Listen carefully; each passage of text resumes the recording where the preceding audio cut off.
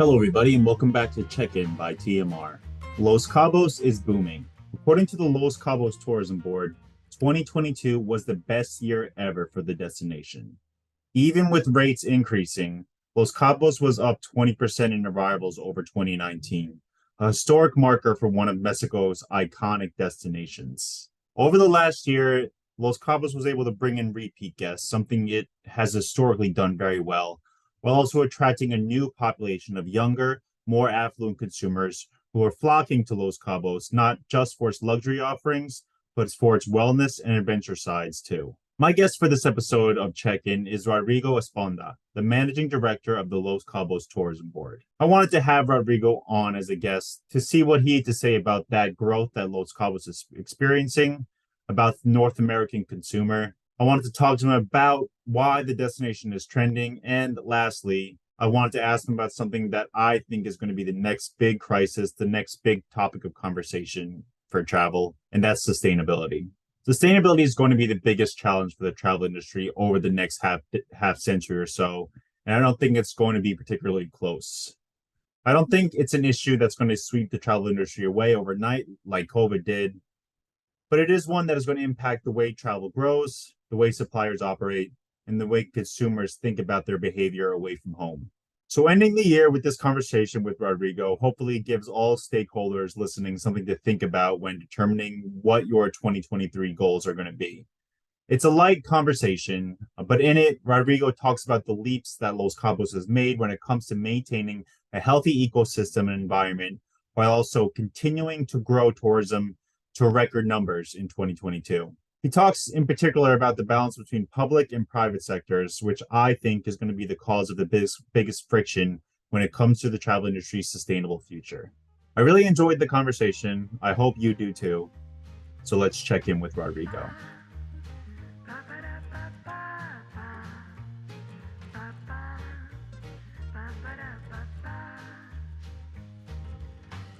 Hi, how are you, Dan? Good. How are you, Rodrigo? Very good. All right. Well, I appreciate you taking the time to talk to me today.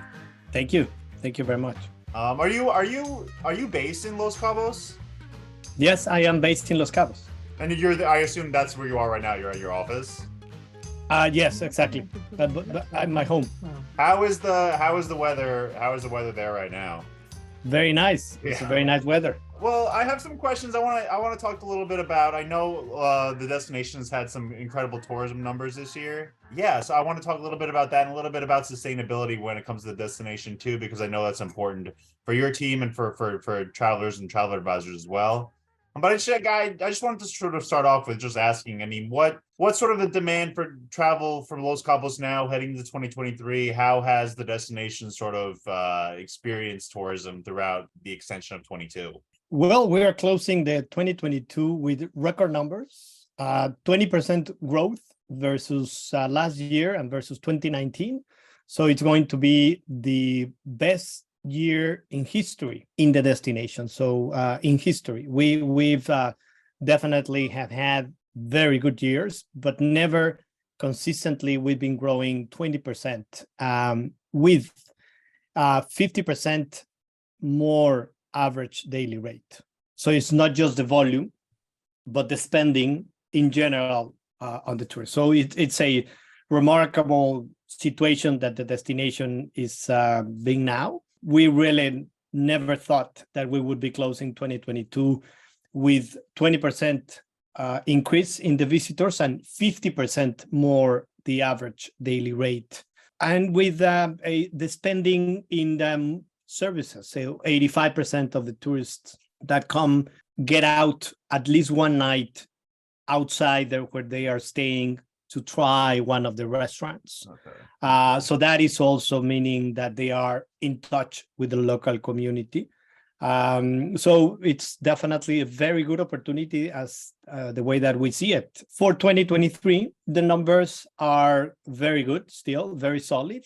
The Q1 already is in the books in very good numbers, and especially in the incentives and corporate meetings for 2023, that, as you know, that is on the books well in advance. It's already a record number of meetings incentives, what we have for 2023. For Los Cabos, that industry, meetings and incentives is very important. The last research that we conducted in 2019 showed that 20% of the room nights, of the total room nights in the destination, are directly linked to meetings and incentives. But it's not only the volume, but they have a higher average daily rate than the average bookings. And also, it's much broader, the services that meetings and incentives request when they come to a destination. And the seasonality as well is a little bit, in the shoulder season. So it has many interesting dynamics for the destination. So 2023 already is looking very positive. Yeah, it's incredible though. I know you want to look to 23, but 20% over 2019 for 22 is such an incredible number, especially considering what's happened since 2020. I'm just curious. I mean, what do you sort of chalk that up to? What reasoning do you have behind this growth in tourism to Los Cabos? I think there are three reasons that we've been analyzing. The first one is the cohesive vision that collectively we have in the destination. So it's we as you know, geographically, if you see Los Cabos, we are completely isolated from the rest of Mexico, and geographically we are like an island because there is 1,000 miles from where we are to where we are connected to the inland. Okay. So that makes it that we are surrounded by ocean on three sides and by a desert on the north. So there is nothing. We are really like an island. So we have to be, and we've been historically have to be cohesive in our vision. There's a shared vision that tourism and the natural resources that we have are the only thing that we depend on. So tourism is the.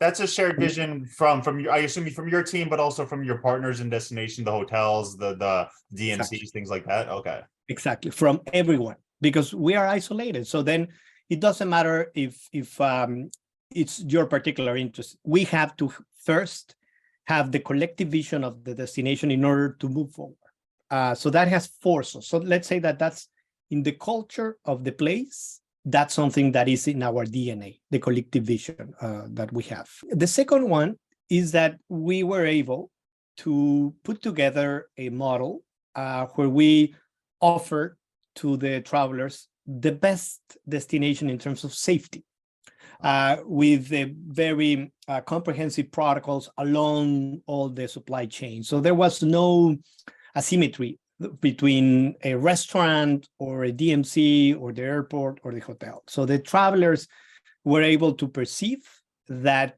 the protocols and the safety level in the destination was at top level, but in all services. So then that was, let's say, being shared. And we have we provide a lot of feedback about the comments of the travelers when they come to the destination to the supply chain in order to keep improving the services.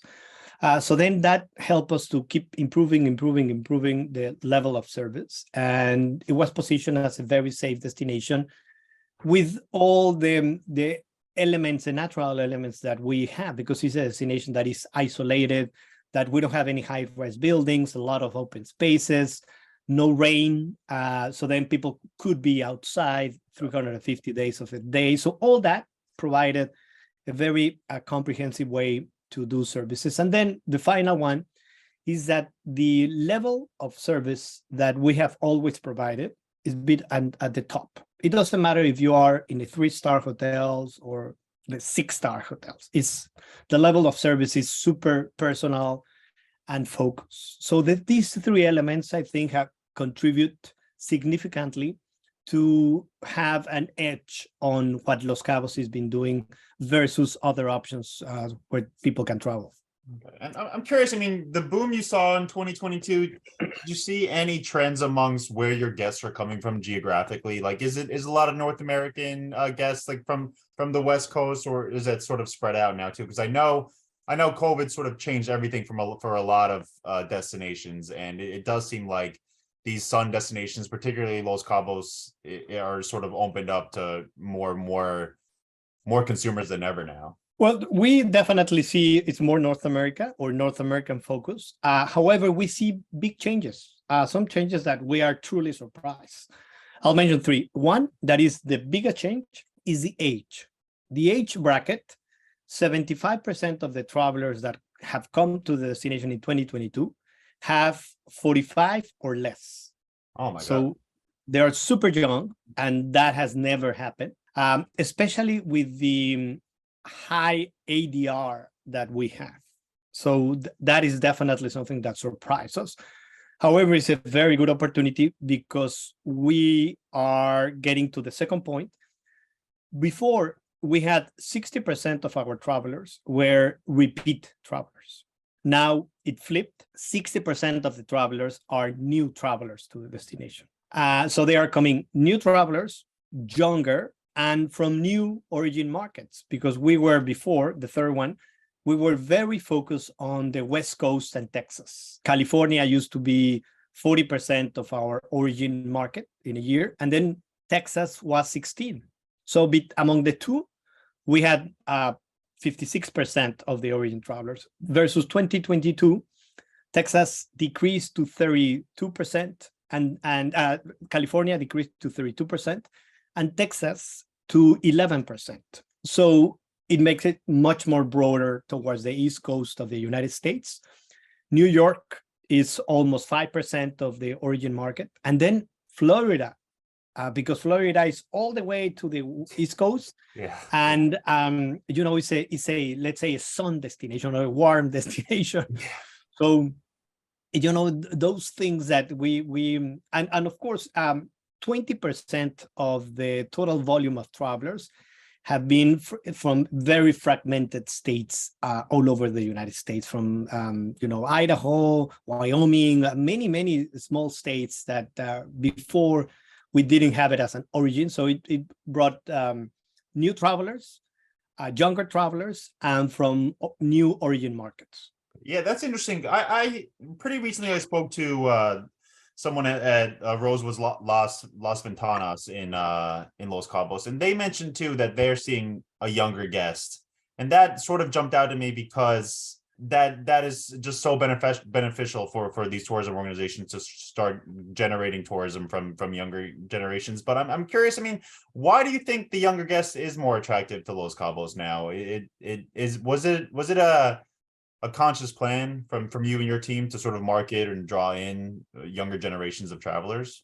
We definitely, when 2 years ago, we did a rebranding of Los Cabos, and it was the whole branding to really reflect the core natural elements of the region. The desert, the cactus plants, the dry heat, the relaxed ambience that Los Cabos has.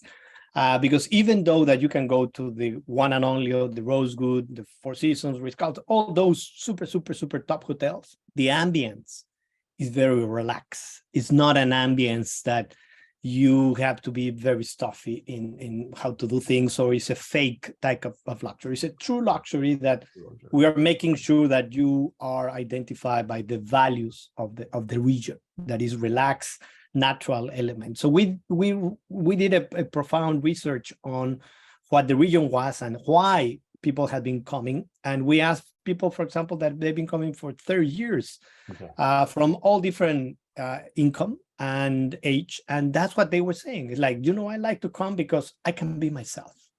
Like, I don't need to fake anything, or I don't need to come to a place because I want to be seen in a place. It's like I come to be myself, to be with my friends, to be with my families, my loved ones, or to do any activity that I want, but that I really feel it, not that I'm faking to do it. So we reflect that in all our branding, in all the messaging, and it really was a profound change.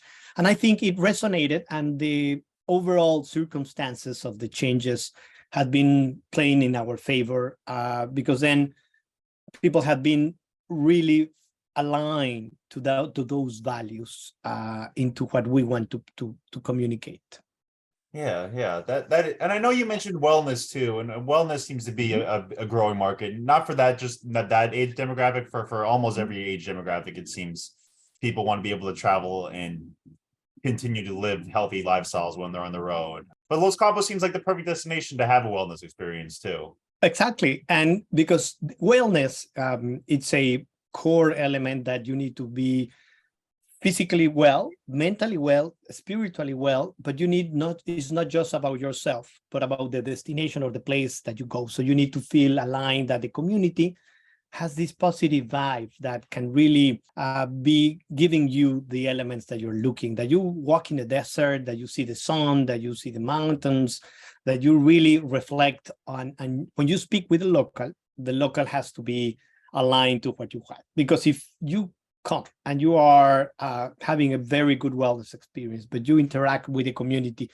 and you see that the community is stressed, then it would stress you. And I think those core elements of wellness really have been helping us. We track all sort of stats on the travelers and why they came and who are those who came. And 22% of the travelers got engaged into wellness activities. 5% of those 22, the main reason for them to come to Los Cabos was to participate in a wellness program. So that's a main.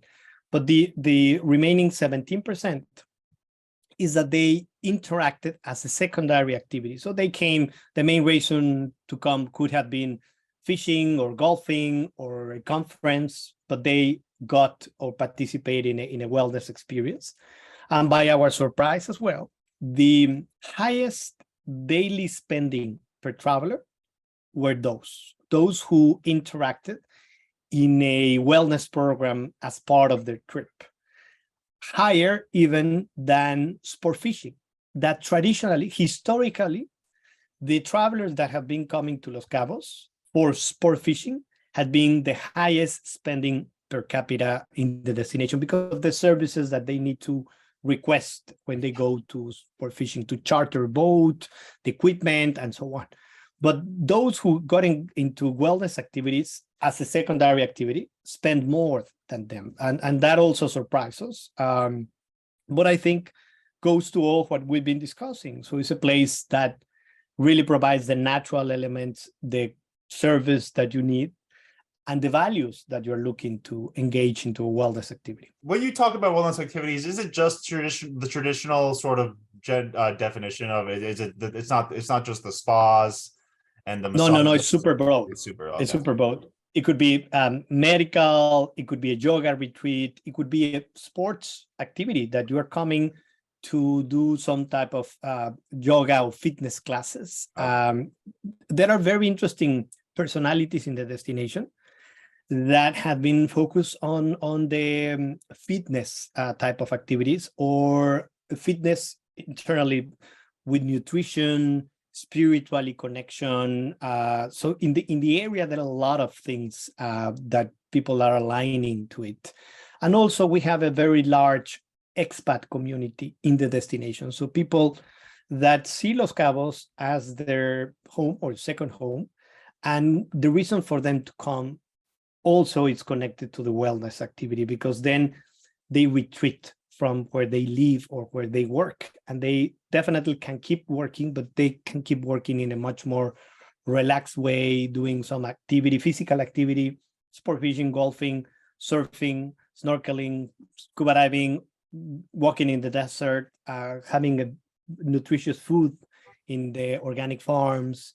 But in the place has a spiritual connection to all of them. So I think all of those elements really resonate. So the wellness activity really resonates with the local place. You mentioned medical tourism too. That's a pretty strong market for Los Cabos. I know I've written a bit about medical tourism in the past, but that's still pretty strong for you.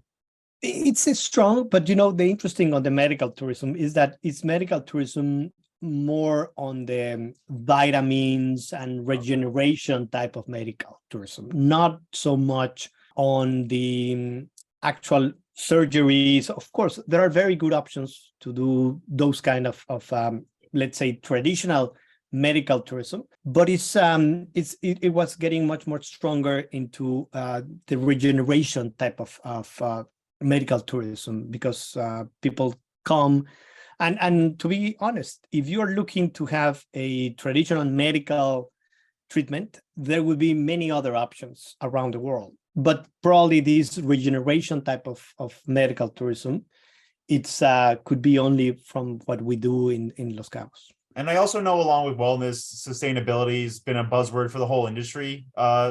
Pre-COVID, it seemed like the biggest challenge the industry had to face, and then COVID happened and COVID was front and center. But sustainability still seems to be the biggest challenge for the travel going forward. And I know for you and your team, it's a focus, and it's not just a focus, but it seems to be helping drive tourism to the destination. The inner elements of the destination have helped us in many ways. For example, the restrictions in terms of height and density in the destination have been in place for 30 years since the original destination was planned. And then the private sector made sure that those limitations were forced in place. For example, something that people who travel to the destination don't realize is that we do not allow any outside advertising. So no billboards, no signs, nothing. Wow. By law. So and that's laws, I know you're not, but these laws were created in order to just keep the destination healthy and clean and safe. It was 3 decades ago, but they were still able to have that foresight to see that what it could become could be dangerous. Exactly. But then we now speak about sustainability, but it's, a road sustainability is not an end. And let's say that they paved the road 30 years ago with all these guidelines or rules or limitations in order to make sure that the vision of the destination was a different one or was the right one, where the natural elements, inner elements would be maintained. So now, of course, we need to work and we need to optimize many sustainability efforts that they need to make sure that they are applied. For example, 4 years ago, there was a very strict law that was enacted to restrict plastics in the destination, plastic bags, containers, straws, and all of those. So if you go to the supermarket in Los Cabos, there would not be the option to get a plastic bag. In some places of the United States or around the world, you can buy one. To say, okay, I didn't bring bags, but I would like to get some bags. Yeah. In Los Cabos, no option to get the plastic bags or the plastic containers. And then the hotels cannot offer any plastic container into the product that they offer. So all this was passed 4 years ago. And now we're working in many other elements because the Sea of Cortez has 30% of the world marine mammals. 30% of the world marine mammals are contained there.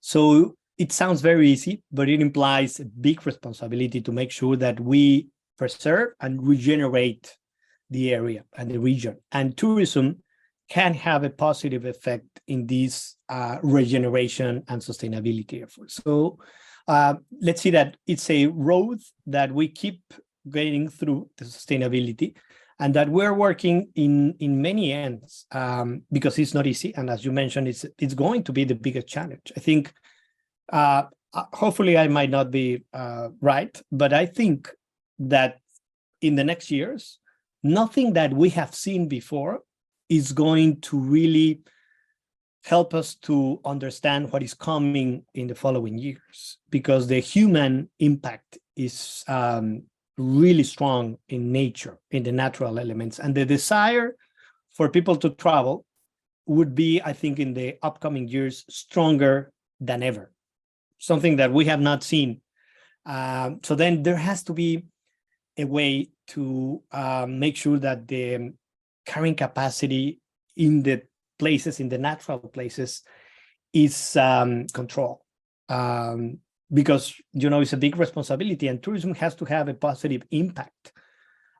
So we are working in different elements in the rural communities, in the natural reserve areas of the region to make sure that tourism can have a positive effect. To mention one example, there is a natural reserve area called Cabo Pulmo. That is something that is also very interesting because it happened more than 30 years ago. The local community that was a small fishing community for different generations, they saw that the quantity of fish every year was decreasing instead of decreasing. And of course, they live from the fish that they got. So it was year by year, it was more difficult. So because they are 1 hour and a half from Los Cabos by themselves, they decided to limit an area arbitrary by themselves and say nobody will fish in all this big square. And we will, as a community, enforce it. And then we will be offering ecotourism activities, scuba diving and snorkeling and trekking and some hiking areas in the inland part. And by their surprise, year by year, the quantity of fish started to increase. And then the government came, they declared it a natural protected area as it is now. But then now everyone is surprised because let's say some species that they do not remember to see the species there, now they have it. And every year keeps increasing. So my point, and I like to go there because to do scuba diving or snorkeling. But my point is, imagine the powerful element that we have if we decide to do not touch an area and not think of preserve it. What happens is that this starts regenerating to a natural element that probably nobody remembers what had been happening here. And after so many years, then it's incredible what you have, because you have 10 different types of sharks, some banks of fishes that you cannot imagine, thousands of fishes, whales, turtles, sea lions. So it's really an incredible place to go. And throughout the year, because it's the northest reef in the Americas. So you have the species that are part of the reef, and then the pelagic species that come and go throughout the year, like the whales that are pelagic. They come all the way to Alaska, and then they come down every year in the winter. So the experience is very intense. And I think it's a super good example because this is a small square in the Sea of Cortez. Imagine if you would be able to replicate this around the Sea of Cortez or around the world. What would happen is the same. The natural element will regenerate and will be in a status that nobody has seen it or in many years. So I think that is a powerful message towards what the tourism can contribute to the natural element in the planet. Yeah, that is an incredible story too, and it is sort of more proof that these sustainability efforts can make a difference. I guess my question is, I mean, was there much pushback when initiatives like that happen? Was there ever pushback from the private sector or even the local communities or tourists coming in? Like, are there ever pushback saying we'd rather have it this way or that way? It's the way you're telling the story. It seems like there's just been an incredible amount of cooperation amongst the stakeholders and amongst the communities in Los Cabos that maybe isn't available elsewhere. There has to be a pushback always. It's part of, there is no straight line in most of the elements. So there has to be a pushback in many ways. And I think, and even today, all the activities that I've been mentioning, for example, when we did the rebranding of Los Cabos, there was some pushback. Some people would come back saying, no, that's not the way that we should be promoting Los Cabos. The good thing is that you need to keep building consensus into everything that you do. I'm sorry. That's what you have to do. You have to keep building consensus in the final objective, that is to preserve. Right now, for example, we have been working with Cabo Pulmo, with some different NGOs about what should be the road ahead of Cabo Pulmo, because the number of travelers have been increasing. And even though that they have a very good system of carrying capacity, so when you go down to scuba or snorkel, the scientists measure the impact that is allowed in number of people on each week on every place. So let's say that you want to go and see the sharks, and the sharks usually are just in one place. the bull sharks. That is called El Vencedor. That is a shipwreck. So you go there and they say 50 people in a week can get down. So then they start marking. And once it's filled, nobody can come down. So like that implies that I just came to go down to that place, but then the capacity is filled and I cannot go down. Yes, you cannot go down. So that generates a lot of pushback internally and of course externally. But there has to be a way to communicate that that carrying capacity limit is the only way that to preserve and to regenerate and to have other species coming into the destination, into the region. But it's part of what we do to have pushbacks, and it's the way of solve it is to build consensus. And sometimes it takes longer to get the consensus, and sometimes it gets shorter, depending on what we're doing. So right now we are in different projects in the destination that we're dealing with this situation that we have to internally solve. And I think it's part of the growing process and the maturing process of the destination. So I know I only have you for a few minutes more, and I just wanted to ask if there's anything you want to mention for travel advisors to be aware of when they're talking to clients about Los Cabos, when they're planning vacations, whether it's 23, a lot of advisors are planning into 24 now too. And if there's anything else new coming up, new openings that you want for them to be particularly aware of. Well, I think travel advisors, they need to be aware that there are many options in the destination. And I think that's something that we always highlight when we speak to travel advisors, because Los Cabos is not a destination just to remain locked inside a hotel or a lodging place. It's a destination that you need to go out and experience, because if you don't do it, you're missing something. You're missing about the things that we're discussing, about the Sea of Cortez, that you see whales jumping just from the shore, dolphins, rays, sea lions. So the same if you don't want to go and experience some of the traditional Mexican towns. We have fantastic downtown part of San Jose del Cabo with an avant-garde proposition of Mexican cuisine and very nice art galleries that you can just walk in and speak to the artists. So there are not that many places where you can combine this diversity, from mountain range that go all the way to 6,000 feet, the Sea of Cortez with 30% of the world marine mammals, and Mexican tradition with gastronomy, art, and folk, and safety, because Los Cabos is a very safe destination that our geographically position help us, because the only way to come to the destination is by air. And then that makes it much easier to control and to make sure that safety is made in place. But then you experience a destination. So travel advisors need to make sure that their clients, when they come, they can have an option to experience all this with safety, with quality, and with easiness, because everything is very easy to move around all around.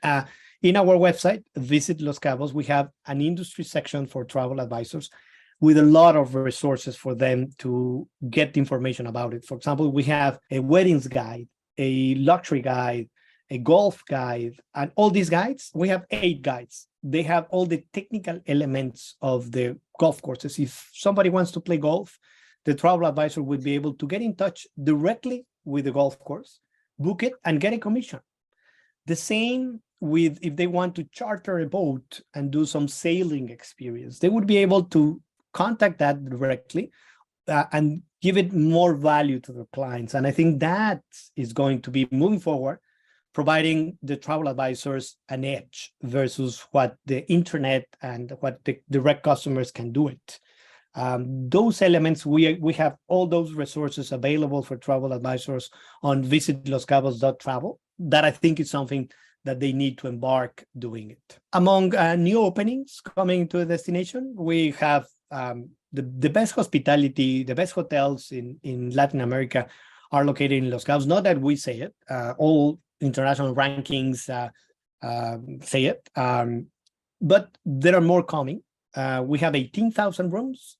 For example, 2,000 of those are Virtuoso, 2,000 rooms are Virtuoso rated, but we have more than 1,500 signature, 3,000 that have 4 diamonds hotels in the destination. So it's very, very broad, the options for quality lodging in the destination. More that are coming. Among the new openings are the San Regis, the second Four Seasons, the Aman, the Casa Vela, that is going to be a boutique hotel for Grand Velas, the Park Hyatt, the Soho House. And even though that the number of rooms on each of the properties are not that big, are more focused to what we need. It's a quality product that the destination is offering to travelers that are really looking, curious travelers that are looking to go around and to see options. And of course, we have, I was mentioning the 5-star hotels, but of course, we have very good options in 3-star, 4-star, 5 stars, for family, for all-inclusive, for EP, small traditional hotels where you can stay, or any type of option. Well, again, Rodrigo, thank you for your time, first and foremost, but also congratulations on such a successful year. 20% over 2019, and then along with a increase in the daily rate is just incredible. And also thank you for the guidance on the sustainability too, because I think that's, like I said, I think that's going to be the conversation of the travel industry going forward, and seeing success stories like yours, I think it's going to be important for people having those conversations. Definitely. No, thank you for the opportunity. I'm looking forward to seeing you soon in Los Cabos. Yeah, I would love that. Hopefully we'll see you soon. Thank you. Thank you very much. Bye. Bye.